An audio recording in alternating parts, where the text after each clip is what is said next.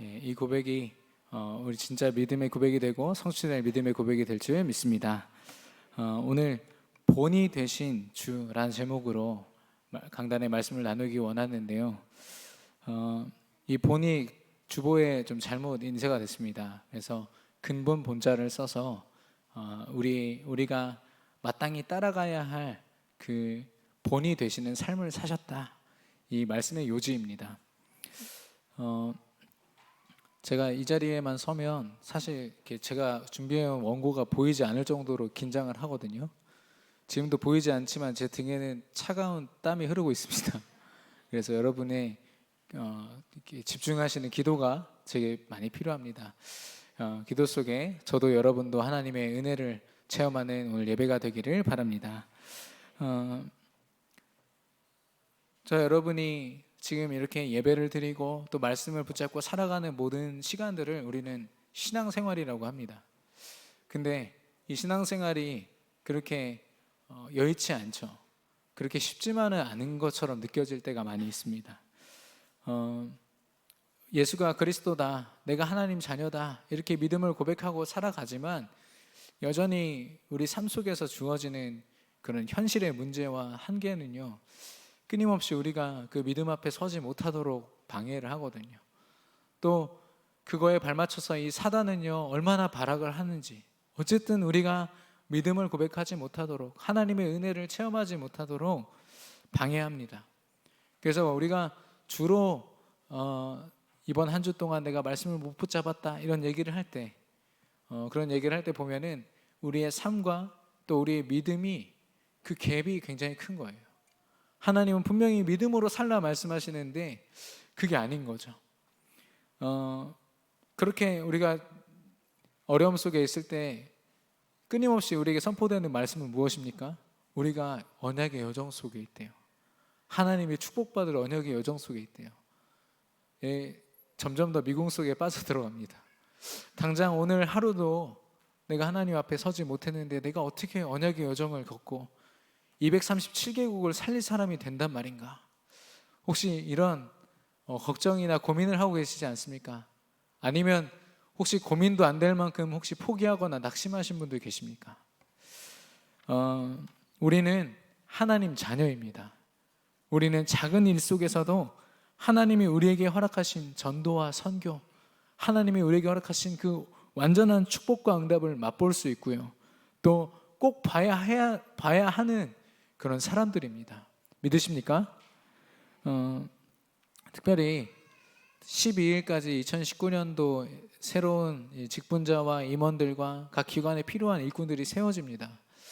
근데 과거에 제 경험에 중고등부 랩런트 한 명한테 네가 이번에 좀 부회장을 맡아줘야겠다 이렇게 부탁을 했더니 그러면 제가 교회를 그만 나오겠습니다 라고 얘기를 하는 거예요. 순간 놀라가지고 다른 친구를 시켰어요. 근데 생각하면 할수록 그런 말들 하나하나가 굉장히 큰 불신앙이 될 수 있겠다라는 생각이 들었습니다. 저는 목사님 아들이기에 어쩔 수 없이라도 끊임없이 계속 임원을 하고 교회 안에서 중요한 직분들을 맡아서 해왔거든요. 근데 그때마다 늘 누린 건 아닙니다. 어떨 때는 정말 짜증도 많이 냈고요. 내가 왜 이 일을 해야 되나 할 때도 많이 있었습니다. 하지만 결국에는 특히 연말에 하나님이 제게 주신 은혜는 이 직분으로 말미암아 하나님이 내게 이 은혜를 주셨구나. 남들이 받을 수 없는 은혜를 내가 체험했구나. 이걸 늘 확인했기에 아무리 힘들어도 그 다음 해에 또 맡고 뭐라도 하나 내가 그걸 맡아야 내가 하나님 앞에 더 쓰임 받을 수 있겠다 이런 좀 믿음과 그런 응답을 확인하게 됐거든요. 여러분에게도 그런 러브콜이 올 겁니다. 이번에 임원을 맡아주시죠. 이번에 어떤 일을 맡아주셨으면 좋겠습니다. 그러면 여러분 그 자리에서 믿음 없이 저는 못합니다. 저 시키면 교회 나갈 거예요. 이런 얘기 하지 마시고 조용히 그러면 기도로 준비해 보겠습니다. 기도로 준비하다가 조금 있다가 다시 확답을 드리겠습니다. 좀 이런 믿음의 고백이 되어지기를 축원합니다. 교회에서도 그렇게 세워진 일꾼들이 너무 필요하고 하나님은 분명히 쓰실 것이기 때문에 그렇게 우리는 어떤 일을 하더라도요, 교회 안에서 아무리 작은 우리가 생각하는 청소를 할지라도 그 속에서 세계 복음화가 보여져야 됩니다. 우리가 하나님 자녀이기 때문에. 우리가 어떤 일을 할지라도 우리 교회를 통해서 하나님이 하실 일, 또 나를 통해서 하나님이 하실 세계 복음화가 꿈꿔져야 그게 우리에게 주어진 축복이거든요. 그런데 복음 앞에 우리가 결론을 내리지 못하니까, 또 복음을 가지고 있지만 복음을 가지고 도전할 힘이 없다 보니까 전도와 선교라는 하나님의 계획을 바라보기는커녕 교회 안에서도 헤매게 되는 거죠. 그 세상 얘기 중에 이생망이라는 단어가 있습니다. 여러분 혹시 뜻 아십니까? 이번 생은 망했다 이런 뜻입니다.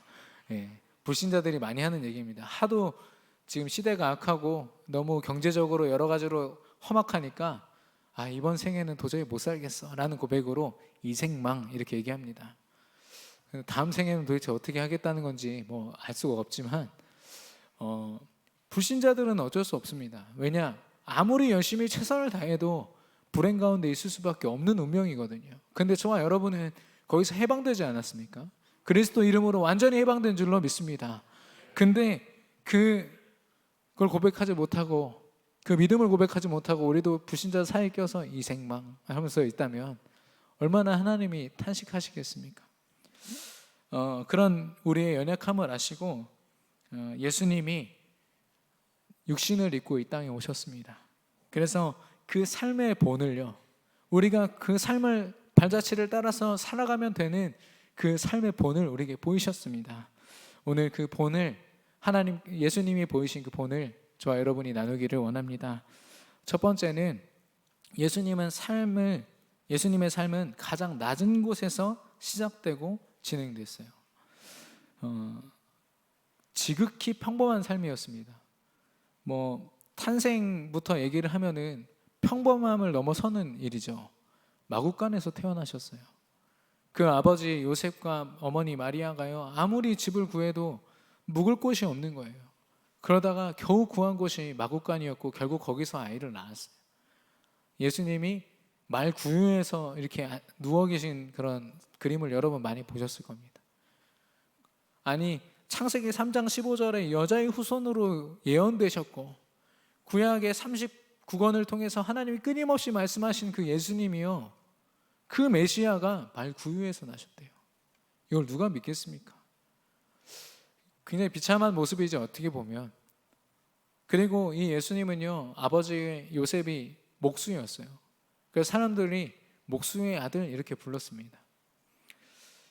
그 증거가 뭐냐면 마태복음 13장 53절에서 58절에 보니까 예수님이 큰 사역을 막 하시다가 자기 그 고향에 가세요. 잠시 제자들을 데리고 딱 가시는데 거기 사람들이 볼 때 예수님은 그냥 목수 아들이거든요. 예수님이 기적을 일으켰다 이런 얘기는 들었는데 별로 관심도 없고, 예수님 보니까 그냥 동네 살았던 한 사람인가 보다 이렇게 보니까 예수님이 그 마을에서 오래 안 계셨어요. 너무 믿음이 안 생겨버리니까. 그 사람들도 이해가 되는 것이 너무 평범한 예수님의 모습을 보다 보니까 도저히 하나님으로 믿어지지가 않는 겁니다. 그 정도로 예수님은요, 평범한 삶을 사셨어요. 예수님이 말 구유에서 태어나셨다, 평범한 삶을 살았다, 이걸 제일 싫어하는 사람이 누군지 아십니까? 유대인들이에요. 유대인들은요, 지금도 구약밖에 보지 않습니다. 왜냐하면 자기들이 구약에서 그토록 기다렸던 메시아가 이렇게 비참한 모습으로 말구에서 태어나고 목수의 아들로 있을 리가 없다는 거예요. 그래서 아직까지도 그 메시아를 기다리고 있습니다. 구약 성경 39권만 붙들고서요. 우리에게 오실 메시아는 주변 나라들을 다 말살하시고 우리에게 오실 왕이다, 이렇게 아직도 믿고 있습니다. 세상 사람들이 볼 때, 또 육신적인 눈으로 볼 때는 굉장히 낮은 자리에 또 평범한 모습으로 있었죠. 지극히 평범한 모습입니다. 하지만 예수님은 그 자리에서도 최고의 축복, 하늘나라의 축복을 누리고 계셨어요. 그 증거를 하나씩 보면 마태복음 2장 1절에서 12절에 보시면 동방박사 세 사람이 하늘의 별을 보다가 밝게 빛나는 별을 봅니다. 그래서 그 별을 따라서 가보니 그 자리에 예수님이 탄생해서 계신 거예요. 말 구유에. 그러면 말 구유에 있는 예수님을 보고 사실 뭐야, 내가 잘못 왔나? 이럴 수 있지 않습니까? 근데 그 동방박사 세 사람에게는 예수님이 그리스도로 보였던 거예요. 그래서 그 앞에 경배하고 그 앞에 절하고 예수님께 선물 세 가지를 드립니다. 첫 번째는 황금을 드려요. 황금은 왕에게 드려지는 선물입니다. 그리고 유향, 이건 제사장들이 제사 드릴 때 쓰는 것이거든요. 그래서 제사장에게 드리는 선물이고요. 몰약은 선지자에게 드리는 선물입니다. 그래서 이 동방박사 세 사람은요, 사실 말이 박사지 목동이었어요. 목동이면서 그냥 별자리 좀 보는 사람들인데 그 아기 예수를 보자마자 그리스도를 깨달은 거예요. 예수님은 아기 예수로 말 구유에 있었지만 예수 그리스도의 삼직을 가지고 승리하신 분이었습니다. 그리고 누가복음 2장 40절에 보니까 예수님이 자라나는데요, 하나님의 은혜가 예수님께 임했다고 했어요. 하나님께서 예수님을 돌보고 계신 겁니다. 하나님께서 인도하시고 하나님이 지키신 거죠. 그리고 누가복음 2장 49절에 보니까 그 당시에는 이 유월절과 무교절을 위해서 자기 집에서 3일 정도 되는 거리에 있는 그 성전에 직접 갔어요. 가서 예배를 드렸거든요. 근데 그 예배를 드리러 갔다가 이제 다시 3일째를 와야 되는데 하루 정도 와서 보니까 그 어머니 아버지가 예수님이 이 대열 속에 없다는 것을 이제야 깨달은 거예요. 그래서 다시 돌아가거든요. 하루길을 돌아와서 보니까 예수님이 성전에서 거기 있는 랍비들이랑 같이 막 대화를 막 하고 있는 거예요. 너무나도 지혜롭게. 그래서 예수야 이제 가자, 아들아 이제 우리 집으로 가자 했더니 예수님이 하신 말씀이 있습니다. 여기가 내 아버지의 집인데 내가 어디를 가겠습니까? 라고 얘기합니다. 이미 예수님은요, 하나님 나라의 축복을 아셨어요. 하나님의 성전에 그 축복을 아셨기에 이런 고백을 할 수 있었던 겁니다. 가장 낮은 곳에서 가장 높은, 가장 큰 축복과 응답을 누렸던 예수님, 우리의 신앙생활에 적용하면 어떨까요? 저와 여러분은요, 끊임없이 우리 체질과 우리 각인 뿌리가요, 우리 삶 속에서 끊임없이 튀어나옵니다. 믿음을 고백해야 되는 그 순간조차도 우리가 세상의 방법으로 나의 방법, 나의 경험이 튀어나오거든요. 그만큼 우리는 연약한 자요, 하나님 앞에 영적으로 낮은 자입니다. 그런데요, 그런 우리의 부족함을 아시고 하나님께서 우리에게 예수가 그리스도 되신 언약을 들려주시고 예수가 그리스도 되신 언약을 믿게 하셨어요. 믿음을 허락하심으로 우리를 하늘 보좌의 가장 높은 자리에 세우신 줄로 믿습니다. 우리는 하늘 보좌의 축복을 받은 하나님 자녀이기 때문에 우리의 육신적인 모습이 갖지 못하고 배우지 못하고 연약할지라도 그리스도로 고백하는 그 순간 하나님은 우리를 가장 높은 자리에 세우시는 거예요. 그 전문 용어가 영적 서밋 아닙니까? 영적으로 꼭대기를 찍었다 이 말입니다. 저와 여러분이 가장 낮은 곳에서 가장 높은 하나님의 축복을 받아 누리는 하나님 자녀로 승리하시기를 축원합니다. 이 예수님이요, 이렇게 하나님 은혜 가운데 청소년 시기를 지내시고 청년 시기를 지내셔서 이제 30살이 되셨을 때 그때부터 3년 동안 공생애를 지내십니다. 공생애는 왜 공생애냐?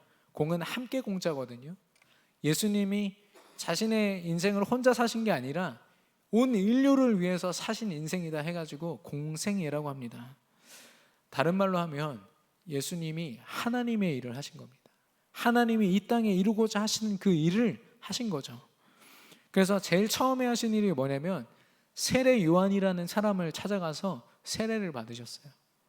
여러분 세례의 의미를 아십니까? 여러분 다 세례를 받으셨지만 세례의 첫 번째 의미는 구원입니다. 하나님을 모르던, 하나님과 멀리 떠나 있던 그 신분에서 이제는 하나님의 자녀가 되는 그런 구원받은 자로서 하나님 자녀가 되는 것, 그걸 설명하고요. 두 번째는 새 사람이 되었음을 의미합니다. 여러분도 이 앞에서 유아 세례며 또 우리 교인들 학습이며 이렇게 세례를 받으시지 않습니까? 그 세례를 받는 의미는 뭐냐면 일정한 기간 동안 우리 교회에서 주어지는 일들을 수료함으로 이 사람이 우리 교회에 적합한 새 사람이 되었음을 모든 사람 앞에서 공표하는 시간입니다. 하나님의 이름으로요. 새 사람이라는 의미가 있습니다. 그래서 이 세례 요한이 예수님을 세례하고 나서 이렇게 고백합니다. 요한복음 1장 34절에 하나님의 아들이심을 증언하였노라 하니라 라고 했어요. 그 세례를 하는 그 시간에 이 예수님이 보통 분이 아니라는 걸 알았고 하나님의 아들이라는 것을 세례 요한이 알았던 겁니다. 그래서 이 고백을 한 거죠. 그래서 세례를 받으신 이후에 예수님이 하신 게 뭐냐? 바로 뛰쳐나가서 기적을 베푸시고 한 게 아니라 40일 동안 금식 기도하셨어요. 광야에서. 여러분 2주 전에 광야 체험 기억나시죠? 광야는 아무것도 없는 곳입니다. 그래서 하나님 은혜 말고는 의지할 것이 아무것도 없는 곳. 그곳에서 예수님이요 조용히 하나님 앞에 40일 동안 금식 기도하셨어요. 왜 이렇게 기도하셨을까요? 하나님의 뜻을 알기 위해서. 하나님이 이 예수님을 통해서 하실 일들을 예수님이 기도를 통해서 깨달으신 거예요. 그래서 하나님 나를 통해서 하실 일이 무엇입니까? 늘 기도하신 거죠. 뿐만 아니라 누가복음 22장 39절에서 46절에 보니까 예수님이 십자가에 달리시기 바로 직전까지도 예수님은 기도하셨어요. 어떻게 기도하셨냐? 힘쓰고 애써 더욱 간절히 기도하시니 땀이 땅에 떨어지는 핏방울같이 되더라. 왜 이렇게 간절히 기도했습니까? 내 소원, 내가 원하는 거 이루고자 했습니까? 그게 아니라 하나님이 원하시는 그 일이 무엇입니까를 놓고 기도하는데 땀이 핏방울같이 됐다고 했습니다. 하나님의 그 뜻을 40일 동안 기도를 통해서 깨닫고 그 금식 기도를 마쳤을 때요, 어디서 나타났는지 사단이요 예수님을 시험하기 시작합니다. 어떻게 시험하는지 여러분 다 아시죠?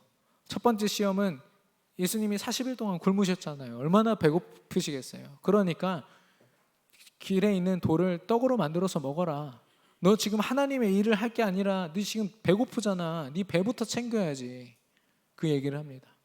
그리고 두 번째 시험이 뭡니까? 예수님을 높은 곳으로 데려가서 여기서 뛰어내려봐. 네가 하나님 아들이라며. 그리고 세 번째 시험이 뭡니까? 네가 나한테 절하면, 네가 사단인 나한테 절하면 내가 이 세상을 다 줄게. 어디서 많이 들어보지 않았습니까? 창세기 3장 나 중심의 생각들, 하나님의 것보다 나의 것을 우선시하는 것들, 그리고 하나님의 자녀라 말하면서 시험하는 것, 성공 중심의 삶, 그리고 물질을 다 주겠다라는 물질 중심의 삶. 창세기 3장과 6장과 11장에 하나님을 떠난 사람들이 밟았던 수순 그대로 예수님을 속이는 겁니다. 근데 예수님은 절대 속지 않으셨죠. 어떻게 이기셨냐? 하나님의 말씀으로 이기셨어요. 하나님의 말씀을 선포함으로 사단을 이기시고 결박하셨습니다. 그리고 사단을 결박하신 이후에 그때부터는 제자 12명을 찾아서 세우십니다. 세우시고 나서 제자들에게 보이신 것은 뭐냐? 현장을 보여주셨어요. 질병과 저주와 재앙이 가득한 그곳을 보여주시고 치유와 기적과 이적을 보이심으로 하나님 아들 독생자 예수가 그리스도 되신 그 분명한 언약을, 능력을 보여주신 겁니다. 예수 그리스도를 만나지 않고는 답이 없다를 예수님이 그 발걸음을 통해서 직접 보여주신 거죠. 이렇게 예수님은요 십자가에 달려 죽으시기 전까지 공생애를 통해서 우리에게 삶의 본을 보이셨어요. 어떻게 우리의 삶 속에 적용할 수 있을까요? 한 가지 한 가지 살펴보면 저와 여러분은 하나님 안에서 그리스도 복음으로 말미암아 완전히 새 사람이 되었는 줄 믿습니다. 이미 하나님께서 우리를 새 사람 되게 하셨어요. 그럼 우리는 하나님의 자녀로 우리의 일을 하는 게 아니라 하나님의 일을 하는 겁니다. 아무리 작은 일일지라도 하나님이 원하시는 일을 해야 되거든요. 그러려면 우리가 뛰쳐나가서 아무거나 붙잡고 하는 게 아니라 조용히 예수님처럼 기도하는 겁니다. 하나님이 나를 통해서 하실 일이 무엇입니까? 하나님이 나의 전공과 나의 직업과 나의 모든 현장을 통해서 하나님이 내게 원하시는 일이 무엇입니까? 라고 먼저 기도로 질문하는 겁니다. 예수님 말씀하셨죠. 너희는 먼저 그의 나라와 의를 구하라. 그리하면 너에게 모든 것을 더하시리라 말씀하셨거든요. 하나님의 나라와 그 일을 먼저 구하는 것. 우리는 대부분 우리가 앞서 있고 우리의 사정과 우리의 상황과 우리의 현실이 앞서 있지만 하나님은 그런 기도보다 더 중요한 게 하나님 나라와 의를 구하는 것이라고 말씀하십니다. 그 솔로몬 왕 여러분 아시죠?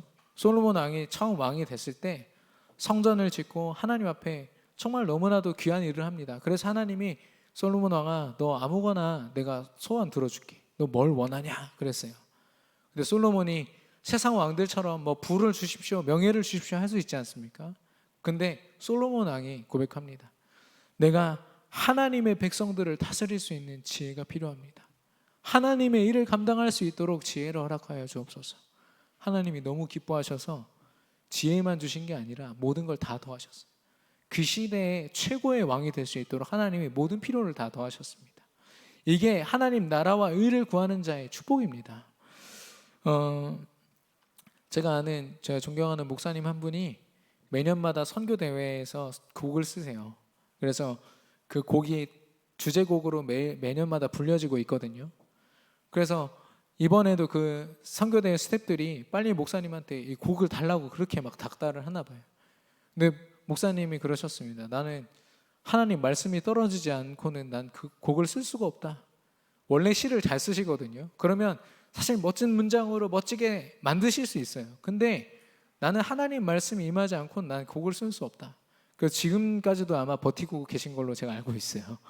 예. 그만큼 스태프들이 힘들어하긴 하는데 그 정도의 중심, 하나님이 원하시는 중심입니다. 하나님 앞에 엎드려서 하나님의 뜻을 구하는 것. 그래서 우리가 하나님의 일을 감당할 때요, 분명히 사단은 공격합니다. 우리가 믿음의 고백을 못하도록, 믿음의 삶을 살지 못하도록 어떻게 속입니까? 창세기 3장, 6장, 11장으로 네 지금 상태가 어떤지 봐봐. 또 네가 뭘 가졌는지 봐봐. 네가 얼만큼 성공했는지 봐봐. 이걸 가지고요, 끊임없이 세상에서 내 정체성을 흔들고 내가 할 일들을 못하게 만드는 거예요. 그때마다 우리가 해야 될 것은 무엇입니까? 강단의 말씀과 훈련으로 주신 말씀을 통해서 그리스도를 고백하는 겁니다. 말씀으로 사단을 이기는 저와 여러분의 믿음이 되기를 바랍니다. 그래서 하나님은 그렇게 하나님의 일을 감당하는 저와 여러분에게요, 각자 직업이 다르고 학업, 전공이 다 다릅니다. 그런데 저와 여러분에게 하나님 보여주시는 건 뭐냐?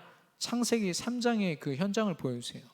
하나님을 떠난 사람들이 얼만큼 비참하게 사는지를 저와 여러분이 하나님께 집중할 때 하나님이 그 고스란히 보여주십니다. 그래서 이 복음을 전하지 않으면 안 될 만큼 우리를 세우시는 거죠. 거기서 우리가 뭘 얘기하겠습니까? 우리 전공을 가지고 그 전공으로 답을 줄 수 있을까요? 저는 사회복지를 공부했지만 한 번도 그 안에 있는 정말 영적으로 병들어 있는 사람을 치유하는 걸 한 번도 본 적이 없어요. 수없이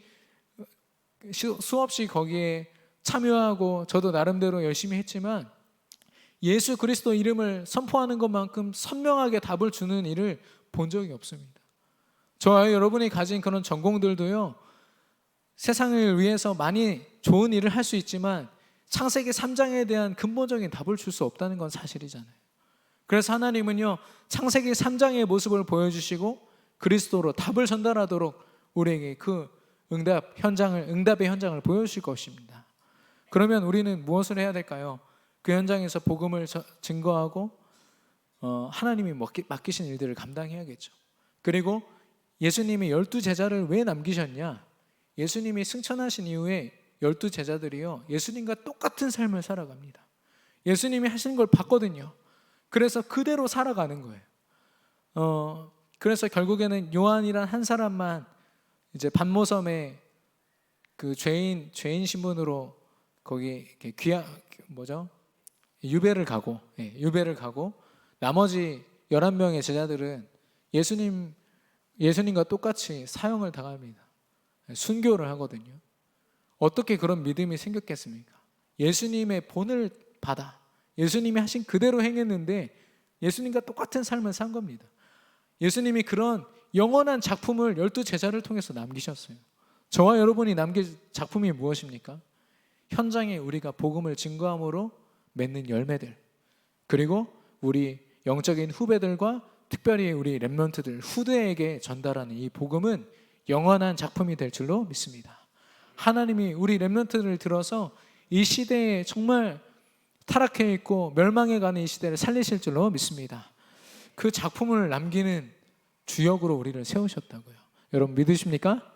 아멘. 예수님이 이렇게 공생애를 통해서 우리에게 전도자의 삶이 어떤 건지 보여주셨어요. 마지막으로 예수님이 우리에게 보이신 가장 큰 사랑, 언약이 성취된 그 사건만 나누겠습니다. 바로 십자가의 사건인데 예수님이 먼저는 죽으셨어요. 예수님의 죽음은 십자가에서 처형을 당하셨어요. 육신적으로 볼 때 얼마나 비참합니까?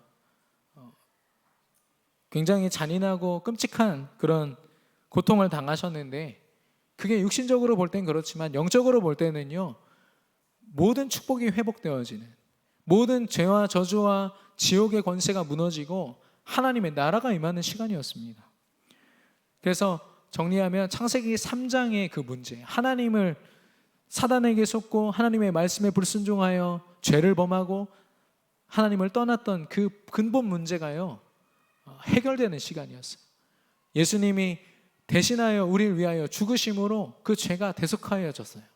그리고 창세기 3장 15절에 여자의 후손으로 오실 그 메시아, 유대인들은 절대 믿을 수 없는 그 메시아, 그 예수님이 십자가에 죽으심으로 그리스도의 삼직을 이루시고 그리스도 되심을 확증하셨어요. 한마디로 예수님이 곧 그리스도라는 사실을 십자가에서 보여주신 거죠.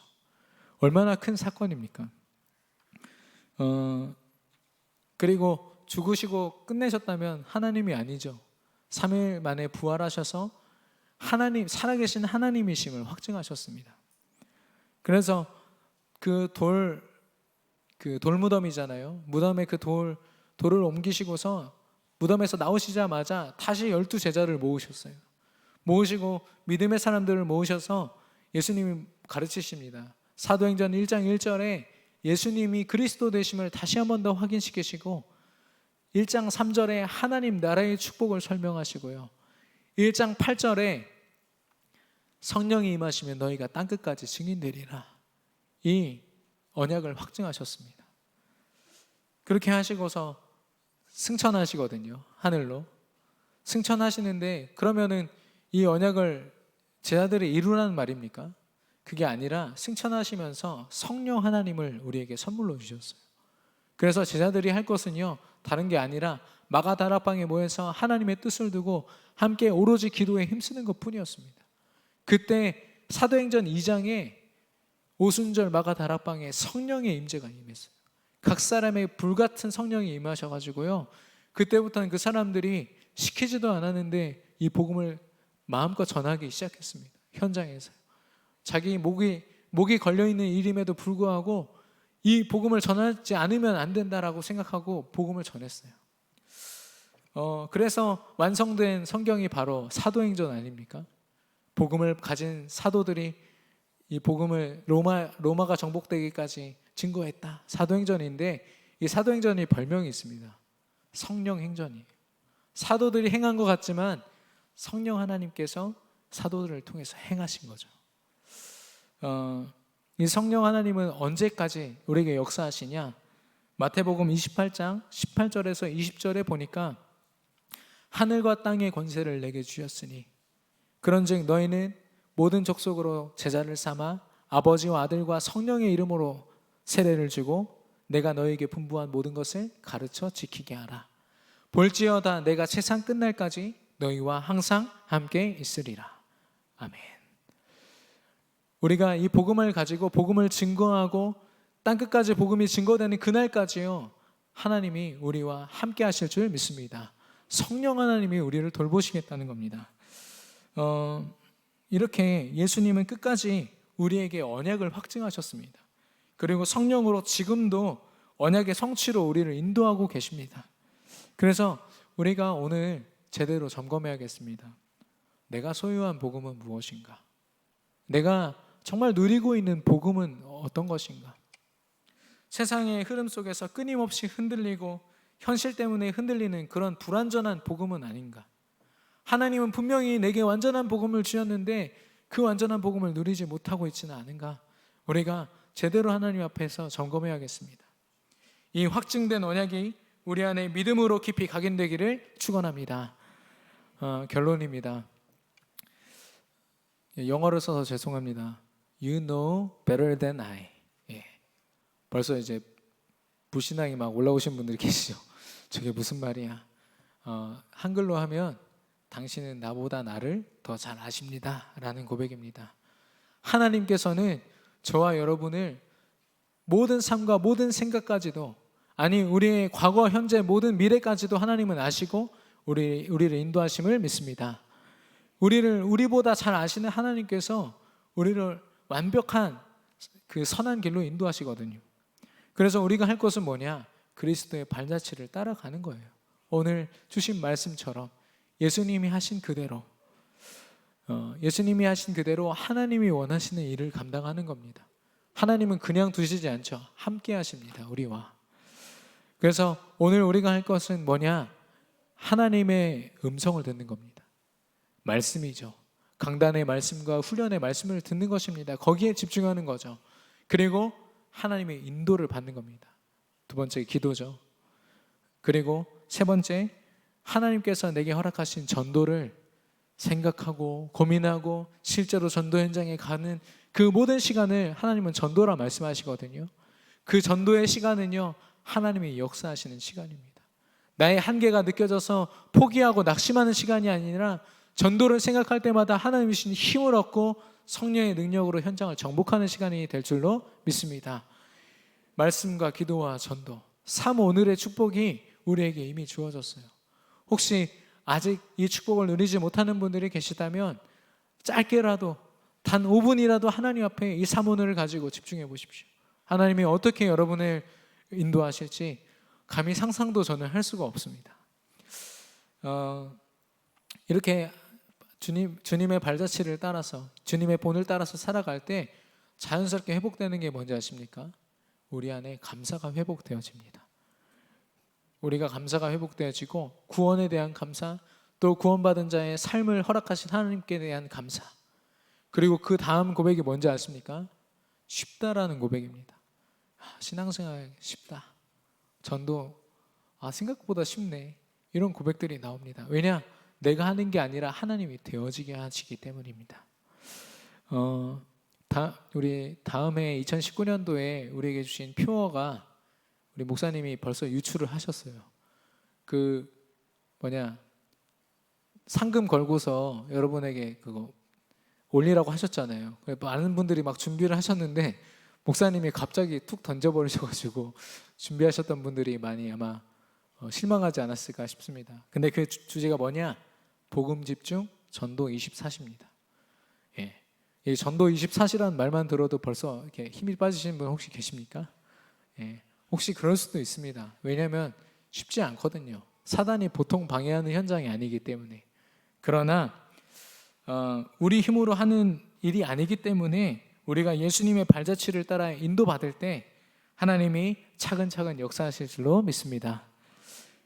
세상이 지금 그리스도인들을 욕하고 있어요. 그리고 그리스도의 교회들을 그렇게 욕을 하고 있어요. 근데 저는 반대로 그 소리가 뭐냐면 정말 참된 그리스도인들을 이 땅도 기다리고 있는 거예요. 이 세상도 기다리고 있고요. 정말 참된 교회를요, 이 땅이 기다리고 있는 겁니다. 저와 여러분이 이 그리스도 언약을 회복함으로 말미암아 참된 성도, 참된 교회의 축복을 누리기를 축원합니다. 그리스도의 발자취를 따라 참된 그리스도인으로 승리하는 한 주 되시기를 축원합니다. 기도하겠습니다. 하나님 아버지 감사합니다.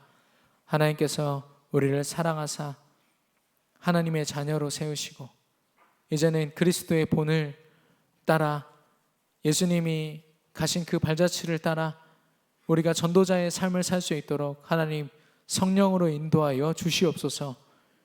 우리가 예수님을 따라 살아가는 그 모든 시간이 하나님께서 우리에게 허락하신 세계 복음화의 응답과 237개국을 살릴 복음의 능력을 체험하는 그런 시간이 될 줄로 믿습니다.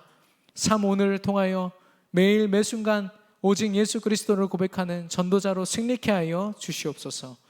우리에게 본을 보이시며 그 사랑을 아낌없이 부으시는, 지금도 성령으로 역사하시는 그리스도 예수 이름으로 기도드렸습니다.